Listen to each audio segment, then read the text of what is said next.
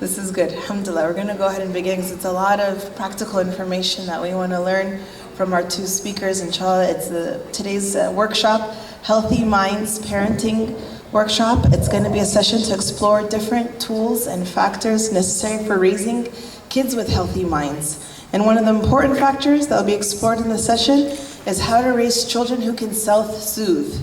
I hope it relates to 1-year-olds as well? No, okay, no, Alish, okay, that's a separate session for me then. Alhamdulillah, no, the children, which is actually connected to better mental health outcomes. So we'll discuss a couple of practical ways to empower children with a self-soothing ability. MashaAllah, so we're very excited to have our two speakers. I'm glad, MashaAllah, you guys are good students. You are moving to the front and you're not sitting in the back. So that way we could all gain from our two speakers. We're going to start, inshallah, Dr. Rida, you're going to be starting us. So Dr. Rida Bashir, if you guys didn't hear from him yesterday, mashallah, he is one of the experts on different topics around parenting and families. Marriage, mashallah, has lots of experience in these topics, and yesterday's topic was very nice, and I'm glad he's going to be able to go a little bit deeper in terms of giving practical tips for teaching. Dr. Bashir has taught many courses on the subject of parenting in North American society with the Slavic American University. He's a contributor to many different magazines. He's participated also in publishing several different books and has traveled around the world. Although he's an engineer by profession, it is his quest for authentic and classical Islamic knowledge that he studied with great Islamic scholars and students of knowledge to really bring us to be able to combine different family topics with the Islamic knowledge. Inshallah, let us welcome Dr. Rida Bashir.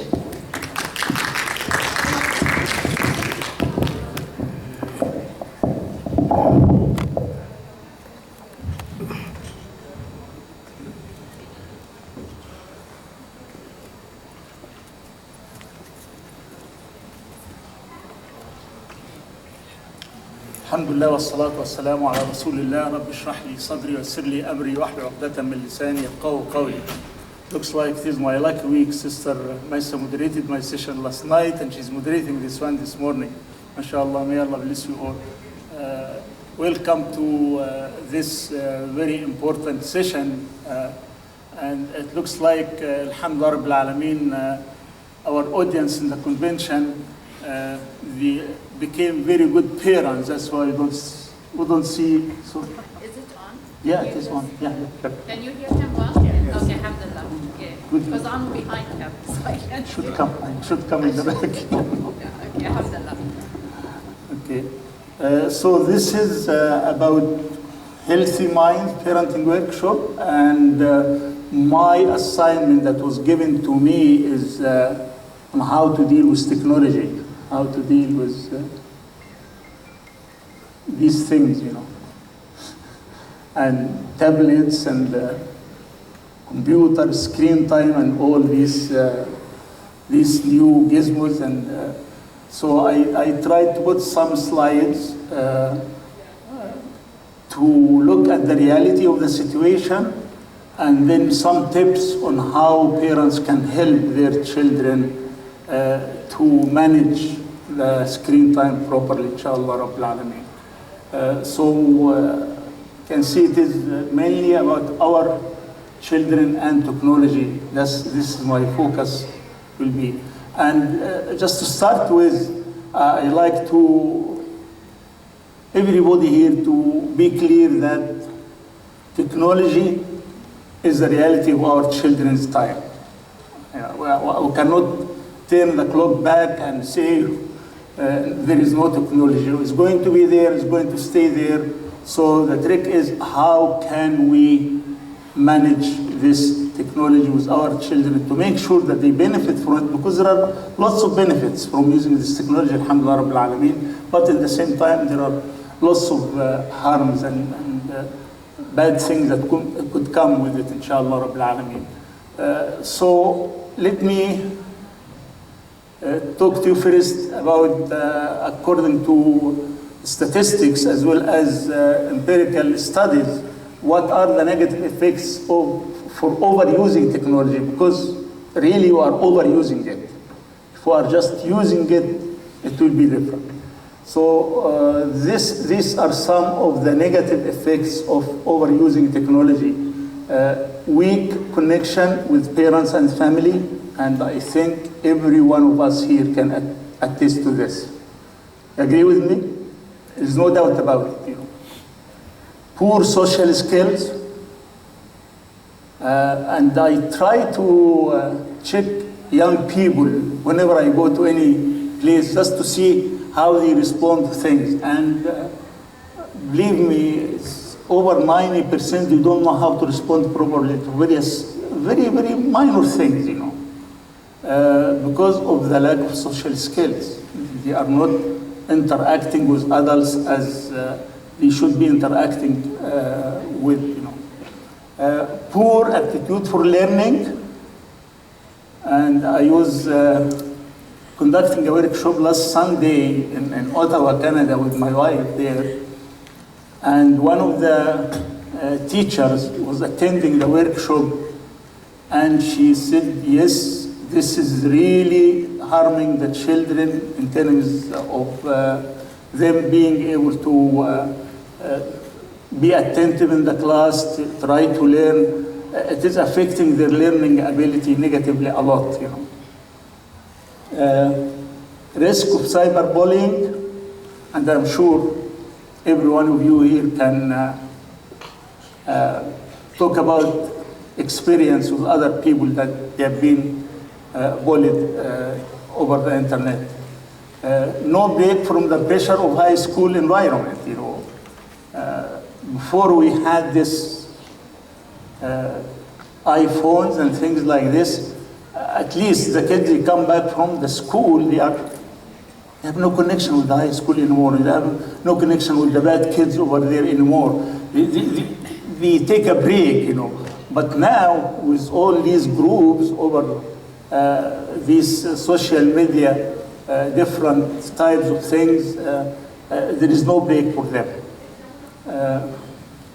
About health risks for overusing technology, poor posture and sore neck.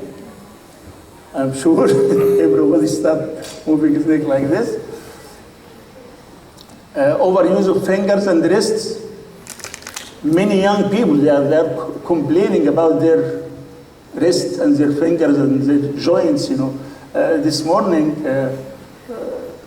Sheikh Hamdi, Jazallah Khairan, somebody asked him about Salatul Duha. He said, well, let's wait after the Adhkar so we can make Salatul Duha.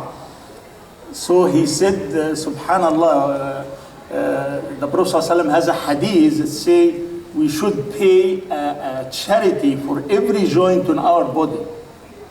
And he says, you see the joints we have here without any lubrication, free for all our, since we are born until we pass away, and we can use them. But nowadays, with the use of this technology and all the time, our fingers, there are problems with the joints for even young people, you know. Negative health effects on eye, sight, and hearing. And by the way, particularly if the place where you are looking at your iPhone is completely dark and you are just looking at the screen of your iPhone or your tablet, it is very harmful for the eyes. It's very harmful. Some people got blind because of for a long time in a dark place they are just focusing on that screen. So if you have to use it, please turn the lights on at least. Don't use it while the place is all dark and just focusing on that screen. It is very harmful for the eyes. Disrupted sleep, and I'm sure you can attest to this, everybody here. You know. Less active lifestyle, of course. Everyone is enough to play a game on the computer, but they don't want to take time to have a walk or do exercises, you know. And it is very, I was listening to a lecture on TED about memory and how to improve your memory. And one of the of the tricks is to have exercise every day, at least walk for 30 minutes. That would help your memory. And it is proven, subhanAllah. But with this technology, our active lifestyle is going down the drain. Some statistics about teens and technology. It's estimated that children ages 8 to 18 spend on an average of 7 hours a day behind screens. 7 hours a day behind screens. Can you imagine? When do they memorize their Quran? When do they interact with their family members? When do they volunteer to some active projects within the community? 7 hours a day, I think, it leaves them completely drained. You know, teens send an average of 3,416 text messages every month. 3,417 text messages each month. And 97% of adolescents have at least one electronic device in their bedrooms. 97%. When we come to what parents can do, I think this point will be, inshallah, Rabbil Alameen, talked about a lot. So all in all, I think we need parent guidance regarding the use of technology by our children. There's no doubt about this. Parents have to do something about it. We cannot just leave it for them. It is our duty. We are responsible for our children.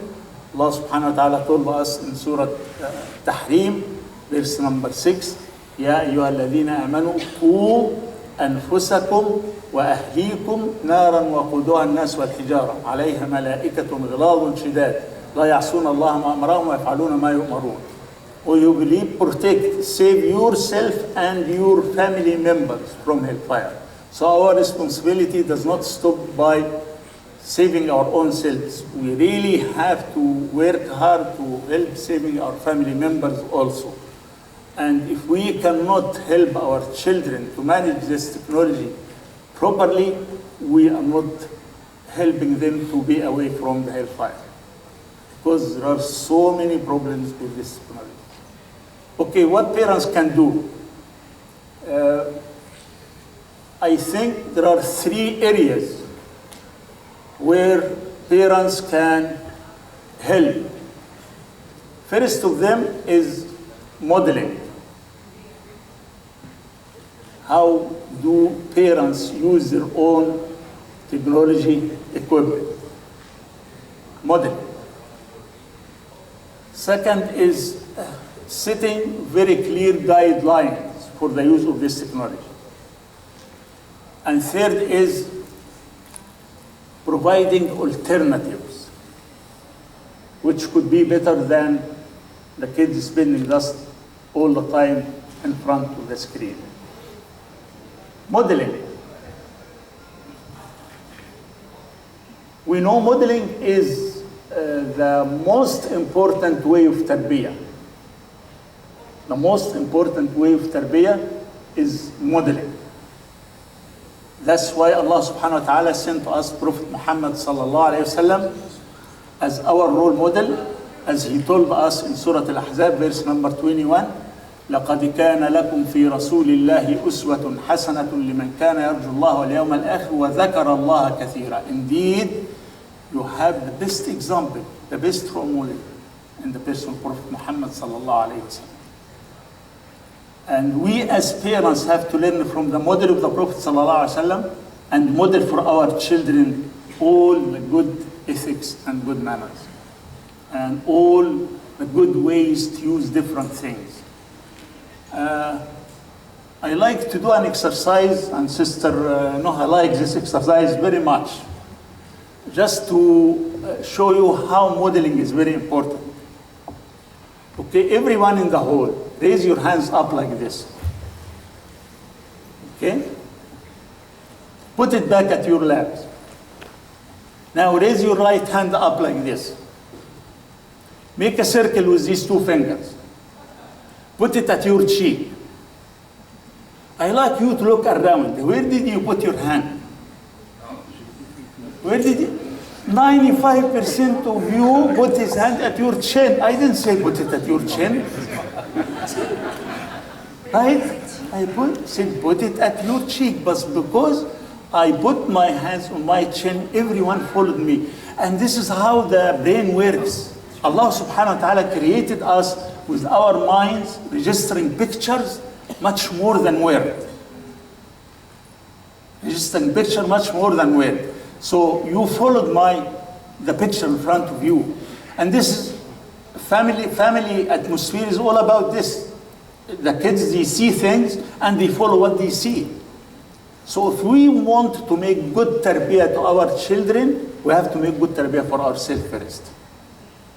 Your child will do what he sees you doing, not what you tell him what to do. Clear? So modeling is the most important thing. So ask yourself, how do you deal with your technology, with your phone? Are you all the time having your phone in front of you, even during the dinner time, for example, it is there at the table, and as soon as you hear beep, right, are you doing this? Is it all the time? Do you have to answer every call right away, or you have some free time of technology? So parents should really model for their children whatever use of technology, whether it is access to internet, whether it is TV watching, whether it is computer, whatever they are doing, they should set the model. The children should see that their parents are not really engaged. Unless you are like a physician and you are on call, yes, you have to have your phone next to you all the time. But not all of us are physicians in call. Yeah, we have so many other good things that we can do, and we can get our children to learn from it, and they see the model. They learn from what we do, not what we tell them to do. So this is the first thing parents can do, modeling. And second thing is setting clear guidelines. And here are some suggestions to what these guidelines could be. First, ensure kids' involvement in daily life activities. So you have a program for them. They are active in other things also. And that takes effort from you as a parent. It doesn't come just normally or automatically, you know. No, you have to plan these things.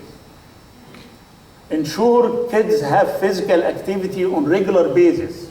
You cannot just leave the kid all the time sitting on the couch, watching TV, or playing with his Xbox or whatever they are doing. Limit kids' total daily screen time. There has to be a limit, you know. Your screen time is such and such. Half an hour, 1 hour, whatever it is you agree upon, depends on other things that he or she has to do. Let kids know that screen time is a privilege, not a right. Unfortunately, many of us parents think that screen time is their right. They take the iPhone or the tablet with them everywhere and all the time watching. And they will never say, yeah, we had enough. Don't think that. These are some of the wants, not the needs. They don't need to be on the screen time all the time. They'll never feel happy and satisfied, no matter what you do. But they should know that this is a privilege. You are going to take it, you are going to have the screen time after you finish your responsibilities. After you do this, after you do that. There are other things that has to be done. Allow screen time only after taking care of various responsibilities of each one. So first, homework of the school has to be finished. If they are involved in different chores that they have to carry out within the house, you have to do these things first. You only have screen time after these responsibilities are over. And this is very important. Keep TV sets, phones, tablets in common areas in the house. No electronic should be in the bedroom of the kids at all. This is a big no. Keep it in common area of the house. This way you are helping your children not to get to bad websites. When it is in a common area of the house, you almost 95% is cut from just thinking of just clicking that thing to get to a bad website. Okay? So these are some of the guidelines, and I think every family can have their own guidelines, can come up with their own guidelines to make sure that, alhamdulillah, Rabbil Alameen, the screen time is limited and is used properly. How about alternatives that we should provide for our children? Providing alternatives is one of the main principles of parenting according to Islam.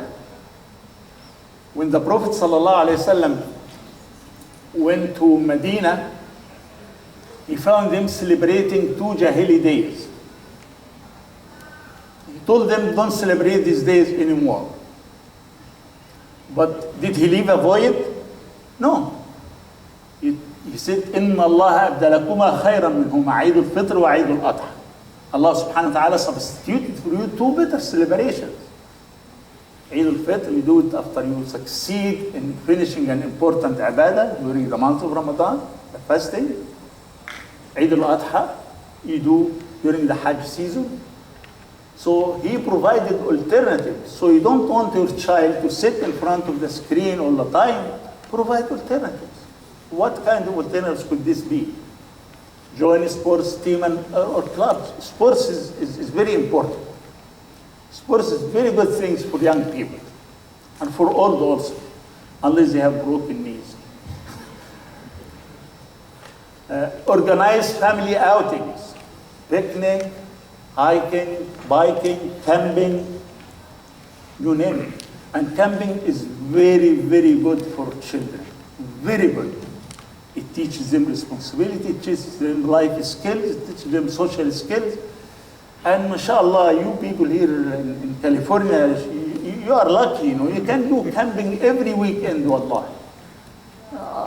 My daughter is here and she knows how difficult it was for us in Canada during winter to get some sports time. And alhamdulillah Rabbil Alameen, we used to do camps within the school building. We used to rent a gym in high school, 2 gyms, one for the sisters, one for the brothers, maybe twice a week or once a week, whatever we can do. So at least we can have some physical exercise, we can have the sisters together, we can have the brothers together, the young kids are playing around and so on and so forth. So these kind of activities, alhamdulillah, here you can, as I said, you can go outing, you can plan picnic, you can plan hiking every day of the year. You have no excuse. All what it takes is just that you are convinced that this is the right way to do for your children. This is very important alternative. Plan for family activities, such as gardening, for example, cooking, baking, hosting guests. And when you plan for good cooking, please invite me. I can enjoy really good cooking. Plan for unstructured playtime. Sometime you have, all of a sudden there is in your daily schedule, there is a gap where, okay, everybody is available and there is nothing specific that you have to do this. Use it as unstructured playtime. Get together, do something, you know, play something together. Visit museums, parks, and tourist attractions in your city. And if I ask every one of you here, do you know what kind of tourist attraction you have in your own city? Usually they don't know much about it. Only people who come from long places, you know about it, and who will come to visit the museums. And there are so many very good museums that provide the children with educational experience. And it's very good. Try to find whatever museums you have around you in your city and get them to go there. So these are some of the alternatives that we should try to provide for our children. So between modeling and setting clear guidelines and providing alternatives, inshallah Rabbil Alameen, you can achieve a balanced way of screen time for the children and make sure that inshallah Rabbil Alameen would benefit from the benefits of these gizmos, but not being harmed by its disadvantages. There is a very nice letter that was written by a mom to her child before buying his first iPhone. And this is something that you can do. Before you buy for your child the iPhone, you have to make it very clear, these are the conditions for using this iPhone. Among the conditions she told this child, it is not yours. This phone belongs to us parents, and we are allowing you to use it under our own supervision. Okay? We should always know the password that you are putting in your phone. Should always, at no time you are going to use different password and don't tell us about it. Always answer the phone in a polite manner when it rings. Don't ignore those who are calling you. Answer in a respectable way, in a polite manner. Never ignore answering when we call you as parents. Some kids, yes, yeah, parents are going to give us the phone back every week night at 7 p.m. Okay? And at 9 p.m. in the weekends. So after 7 p.m. in weeknights, there is no use of this phone. After 9 p.m. in weekends. Some more conditions. The phone will be locked at night. You can use it again in the next morning. Don't take the phone with you to school. It's not allowed. Don't take the phone with you to school. Some may say, well, it's good to have our kids have a phone with them in the school. Yes, but if this is the case, just give them a phone that can answer calls. But there is no data plan, there is no access to internet, there is nothing like this. Speak face to face with those whom you are communicating with by phone. It's not enough just to be part of a WhatsApp group and you never met them. It's not enough to communicate with your schoolmates over the phone. Then when you meet them, you don't speak face to face. You are not learning the social skills. Because sometimes people hide behind the screen, behind the email, and we can say things that may be offending. But if you cannot say it face to face, don't say it on the electronic media. If the phone is broken or lost, it is your responsibility to replace it. It will be from your own allowance that we are going to get you another one. Don't use this technology for cheating or deceiving. Don't say anything that could hurt others. Try to respect everyone. Never send a message or email using this phone if you cannot say it publicly. In public. She's really making tarbiyah for this young kid. It's not just about the phone, it's general about tarbiyah. Control yourself. Absolutely, you are not allowed to visit any pornographic websites. Turn the phone off or put it on vibration mode while you are in public places. Some more. Never take a picture for yourself naked or for your private parts and put it on the phone. Never, never, never. No need to save millions of pictures or videos in your phone.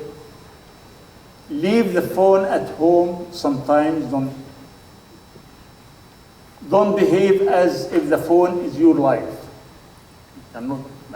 Some kids are addicted, and when their parents took the phone from them, they cried, and they couldn't live, as if somebody killed them, as if you cut a limb from their body.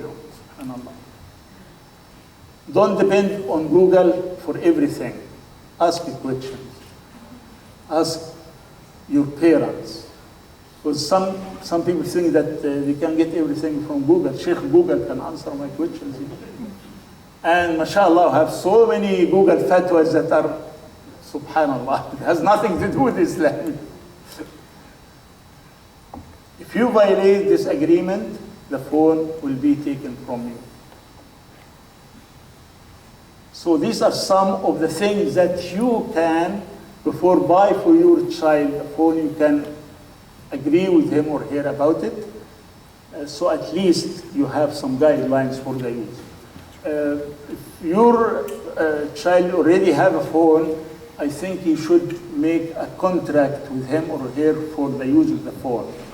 And you can consult our book, Muslim Teens, Today's Worry, Tomorrow's Hope, Chapter 9. There are tools for parents to use with their teens. Among these tools, there is a change of behavior contract. And if you want this contract, just send me an email. I can send it to you electronically so you can read it and try to tailor it for the use of the phone and have an agreement with your child about it. And it works very good because you take into consideration the stage they are going through, and they express themselves. They know what are the consequences are, and they know that there are consequences even on the parents. So it works very good because it fulfills one of their characteristics or needs at this stage of their life.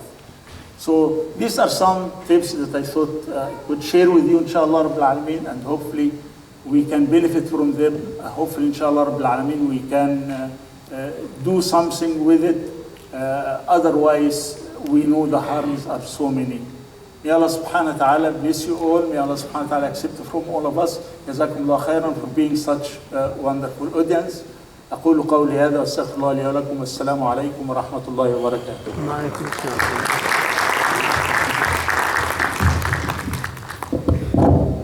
Jazakallah khair. For those who don't know me, I'm a school principal. I've been a principal for the last 6 years of an Islamic school, Orange Crescent School. And I can't tell you enough what Dr. Rida has shared with you. I could say with confidence, and I'm sure there's research out there, but I could tell you in the last 6 years, the #1 destruction of our children are the smartphones. I'm not exaggerating. I'm not this old fob doomsday person. I see it with my own eyes, to the point where I've made decisions of how I will give my children their phone and when, based upon the 6 years of, I could tell you, parents who gave the phone too early, I could tell you what's happening with their children. Parents who held off and waited till later. Parents who give the ugly flip phone that literally has like 3 buttons of like call, end, an emergency, or even if it looks so uncool. Please, I am telling you, I am seeing this firsthand as an educator. It is the destruction of our children. It is addictive, it's so tempting. They do send inappropriate things. We keep telling them everything you send is public and permanent. Public and permanent. Everything you send has the ability to be taken by someone else and shared, and it is permanent. So like, I want to repeat it so many times, what he just shared with you, that it is real. It is not just this scary, the boogeyman is out there. It is an obsession. It cannot be in their rooms. You do need to take it away. And it's so funny, when I tell parents this, they go, oh, I don't want to be the bad guy. I don't want to, I'm not getting emotional, and just something in my throat. They're scared. Parents are scared of their kids. They don't want to take it away. So if you have young kids, don't start. Please wait until at least high school. Minimum. I'm seeing kids in elementary. Why in elementary do they have a smartphone? Maybe middle school, but I'm telling you that's actually the worst age to give it to them. So if you haven't started, I highly recommend minimum high school of a smartphone device. And if you really have given it to them already, it literally is like crack cocaine, like addiction withdrawals of you taking it away and informing these and imposing these new rules. It will be literally like withdrawals, where they'll probably, you have a 15-year-old kicking and screaming on the floor, but you have to go through it. Please, I urge you, if there's anything that I've seen as an educator, it's what Dr. Rida just went over, and I'm sure we're gonna get a lot more great advice. And mashallah, again, I was very blessed as an educator to work. Family camping? Oh, it's okay, so I'm curious, because subhanAllah, I know, I feel like I could always speak to what the speakers are going through, subhanAllah. So I grew up, I'm a valley girl. We would go to Yosemite. Lake Kashuma happened to be the place we would go. I don't know if anyone has even heard of Lake Kashuma or Kashuma Lake. We would go there a lot as a family. So we're used to camping. And if anyone knows my sister Lubnan and her husband Sheikh Sohail, they're like camping freaks. Their 20-year anniversary was camping. So they love to camp. And about 6 years ago, I was blessed to remarry and have 3 new stepchildren that I've never lived with before, brand new experience. I got 3 stepchildren with this marriage, older but elementary age children. And the very first thing we do, the very first summer we get married, have 3 brand new stepchildren, is where do we go? Yosemite. These are 3 city kids who don't even know me. They know their dad, of course. I have my own child. And oh, you should have just seen their faces, like, astaghfirullah, who is she? Where does she take us? What is this place? You know, and it's dirty. Where are we? We were sleeping in that. Like, it was a disaster. I'm like, what did I do? And it was with Lubna, alhamdulillah. It was with my sister and her husband, who are the camping experts. But I swear to you, I saw the transformation in them, just as individuals. Not necessarily that they're now a part of a new blended family and all of that. It's a whole other story, but they really, like, some clothes got wet, and they had to think, oh, let's hang a string between one tree and another. Okay, how are we gonna get that string high enough? Let's tie it to a rock. And they threw it, and they were so proud of themselves. It was a really ugly looking string by the end of it, but they figured it out, and they hung what they needed to hang, and then they went bike riding, and they got lost, and they talk about that Yosemite trip, and they want to go back, and I'm like, oh man, that's 8 hours of me getting nauseous up a mountain. I try to limit Yosemite, we'll do other camping, but they really changed who they were after that week. It was 5 days of camping. So, mashallah, there is something special about nature. No electronics. No electronics. And then haram, this is the bad part. I'm gonna call myself out. Because I didn't have my phone, going back to modeling, because I couldn't use my phone, I really wanted to cry at this moment. I was carrying my youngest, we were hiking. One of my friends or my sister said something funny, and I laughed. I laughed from my gut. Like, I really laughed hard. Haram, my daughter said to me, Mama, I've never heard you laugh like that before. And I felt so bad. I felt so bad. I'm like, and I'm known to be funny. I'm known to be the outgoing one. I'm cool. But I see that in front of my kids. I'm either busy on my phone because of my job. I'm always busy. I'm tense on them. I take out the tenseness of my job on my kids at home. And nature forced me to be a better person as well. So I really invite you, I'm gonna be like Sister Noha right now. I invite all of you to please go camping, even if it's 1 day, 2 days. There's really local things. We're so blessed of where we live. You can go to Fraser Park. There's things much closer. You don't have to go to Yosemite. There's a lot of much closer opportunities to go outside and camp and be one with nature. Go on a hike. Okay, how about that? Let your step 1 be is go on a hike. Okay, I won't tell you to go camping. Go on a hike. And you will see, and they're gonna cry, and they're gonna stomp, and they're gonna not have the right shoes because they all have Vans, and they don't have tennis shoes, and they're gonna make a big deal about their feet hurting, and you're gonna go buy them a pair of tennis shoes so you make sure they can go hiking. So it's a process. But wallahi, you will benefit. I see the difference in my own children and our own blended family and on myself to really force myself to not be on electronics and be myself. So Jazakallah khair for that beautiful reminder. We forget how the simple things that Allah has provided us is the medicine and the healing for our children and ourselves and our families. So really, Jazakallah khair. I don't want to take too much time. I talk too much. Well, I think I like listening to myself talk. It's so bad. It's so bad. Okay, we have 15 minutes. I'm going to admit to my own weaknesses. I love to admit to what my weaknesses are. I have 15 minutes. What are some questions that you have for any one of our speakers? You were quick. Wow, you were ready for that question. Yes, stand up and speak loud. Okay, I'm sorry. I think I'm loud. You are. You're good. I have a question to Bashir about setting the limits. It was much easier when the kids were younger.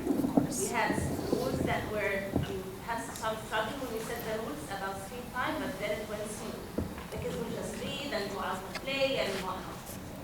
Now that they're in high school, one of them is in high school, it's getting really hard to set the limits. And they are on screen all the time because their schooling is all on screen now. They have Chromebooks they take home. All homework is on. They do things like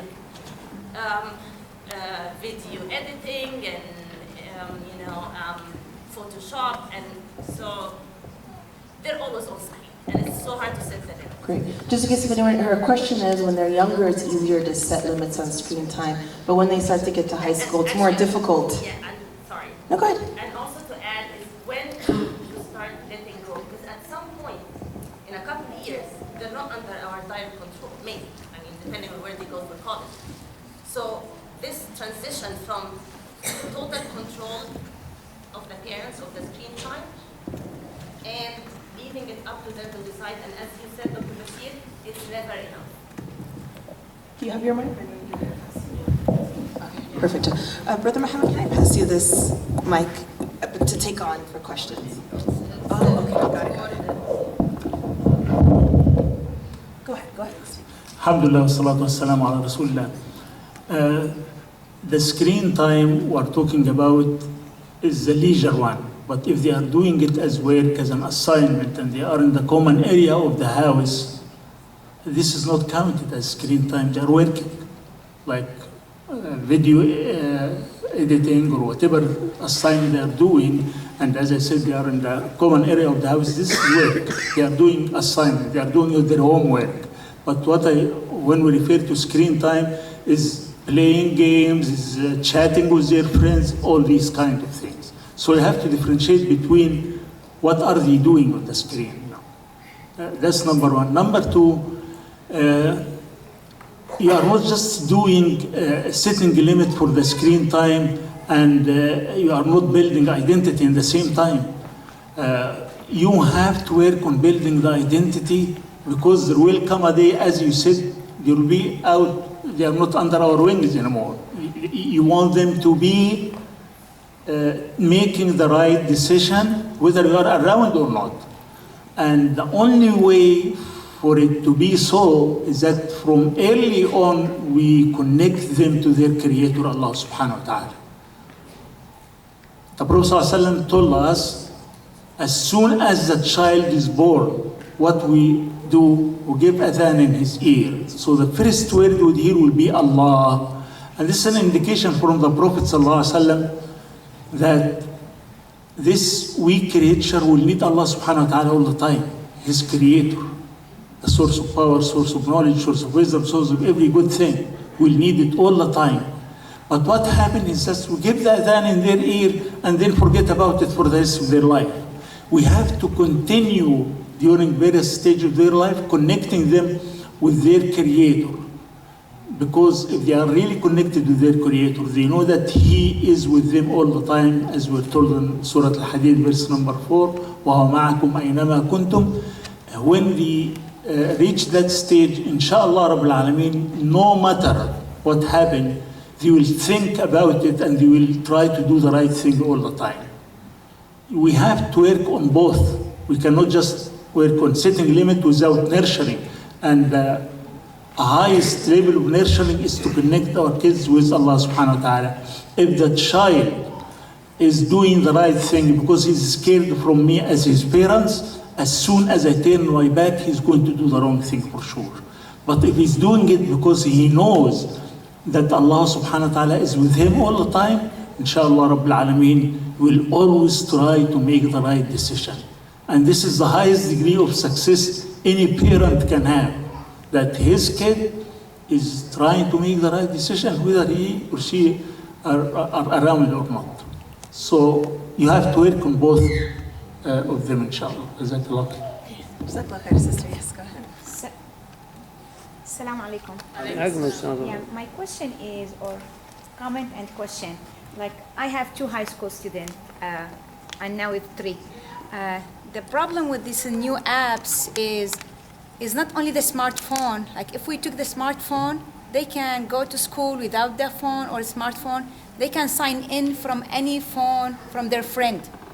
And the school have accessible Wi-Fi in the school. So my kids, for example, don't have the internet accessible. One of them senior and the other one is like 11th grade.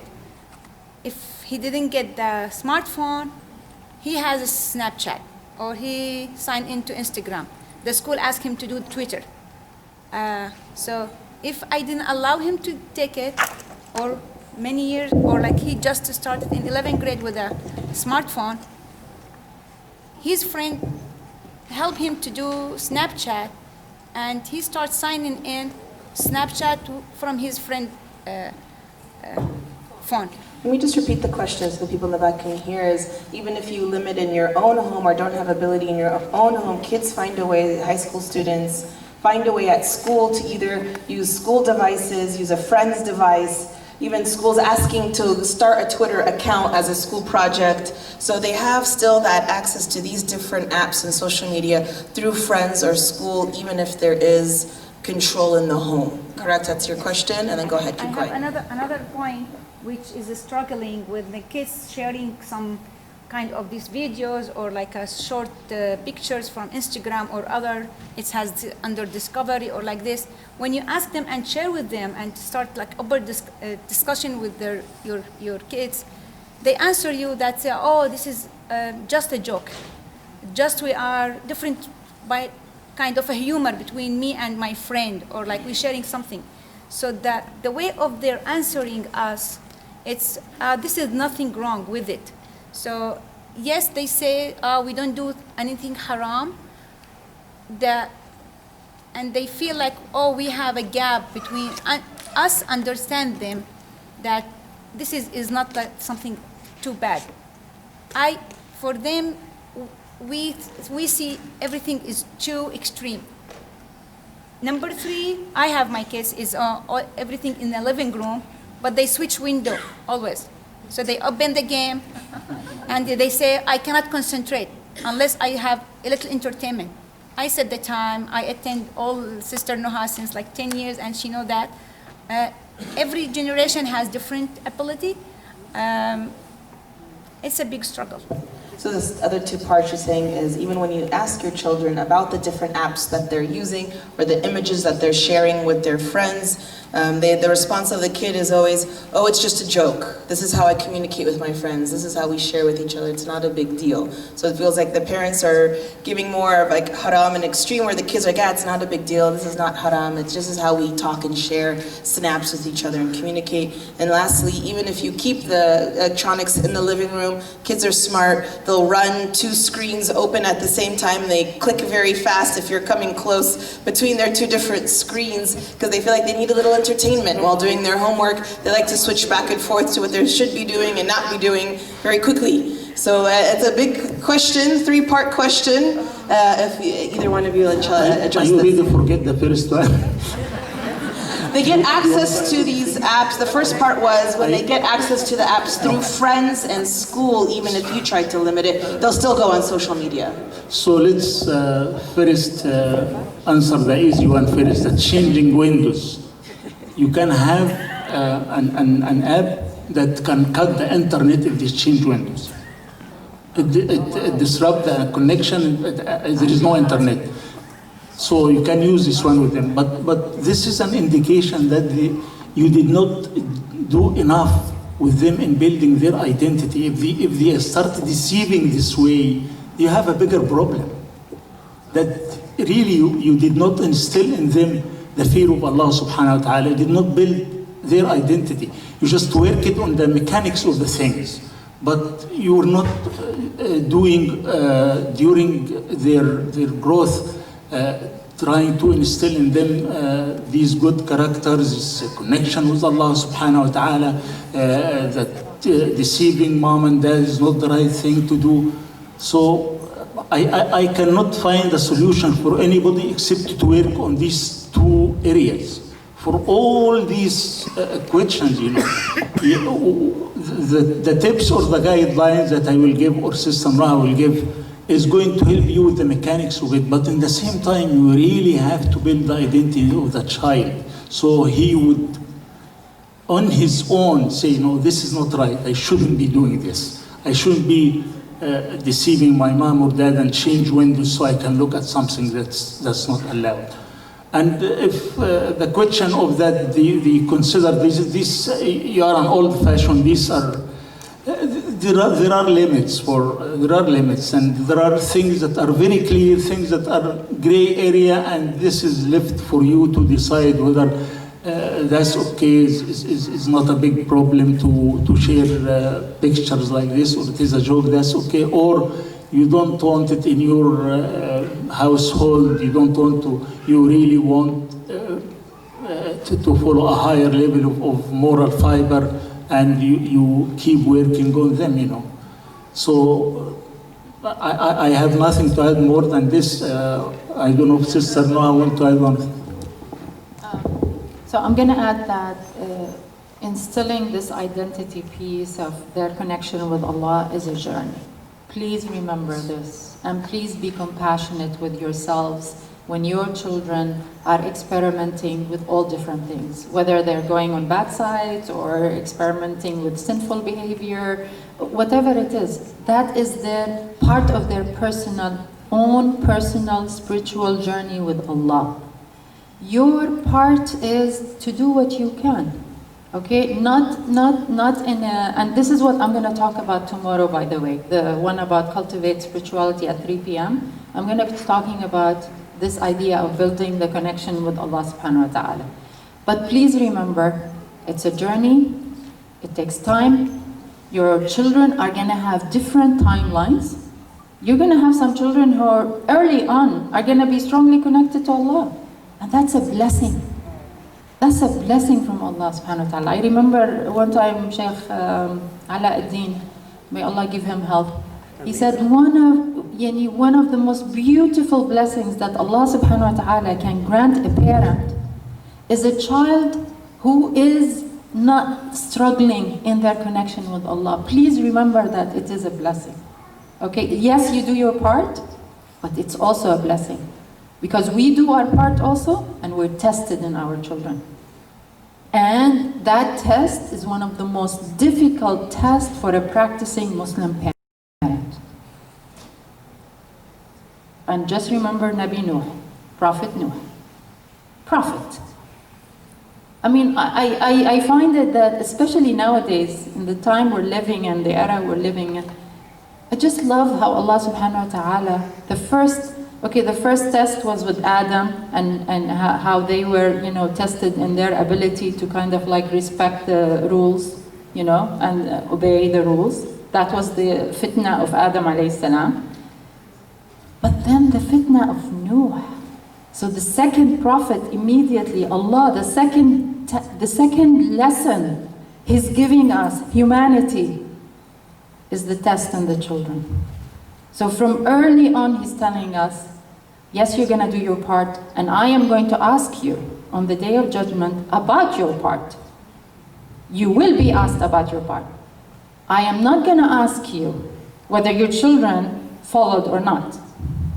Just like the Prophet ﷺ. Is the Prophet going to be asked about everyone he presented the message to and then they refused the message? No. Repeatedly in the Quran, Allah subhanahu wa ta'ala talks to the Prophet and He said, you're just a messenger. And we as parents are the messenger of our children.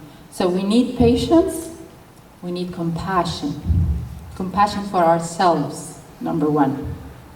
Don't beat yourself up when your children misbehave, they do wrong things, and start blaming yourself. Focus on how are you going to deal with it, how are you going to contain it, what is your best reaction. Okay? Patience, compassion for ourselves, and compassion for our children, because this is part of their journey. Okay. Jazakallah khair. It's 11:30. I apologize. We do need to end the session, and just know also 11:30 is the time if you need to pick up your children. Mashallah, like I said, Khala Naha will be speaking again tomorrow at 3 o'clock. Check the program. And if you have many questions, please fill out the evaluation on the app for this session. Give your feedback. Hopefully maybe the speakers will be here a little bit longer if we do have questions, but we do need to end. Jazakallah khair. Let's give a round of applause for Dr. Rida and Sister Naha. Thank you.